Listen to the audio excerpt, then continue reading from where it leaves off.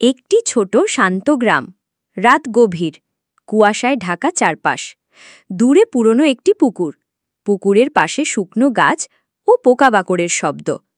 সব কিছু নিস্তব্ধ। এক বৃদ্ধ লোক হারিকেন হাতে বলছে, রাত 12টার পর ও পুকুরে যাস না, ডাইনিরা গোসল করে। আশেপাশে কিছু গ্রামবাসী ভয় নিয়ে শুনছে। 3জন কিশোর বন্ধু হাসছে। একজন বলছে, চল দেখি কি আছে ওখানে। তাদের হাতে টর্চ। তারা রাত 12টার অপেক্ষা করছে। ঘড়ির কাঁটা ঠিক 12টা ছোঁয়।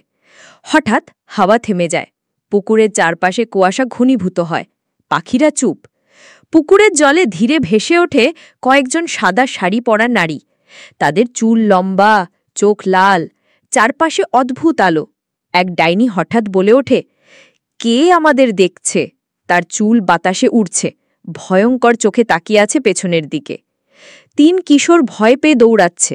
একজন পিছলে পড়ে যায়। ডাইনি হাসছে ভয়ঙ্করভাবে, পেছন থেকে এগিয়ে আসছে। সকালের আলো। 3জন দাঁড়িতে নিশ্চুপ বসে। গ্রামের পুকুরের পাশে এখন একটি বোর্ড লাগানো, রাত 12টার পর আসা নিষেধ।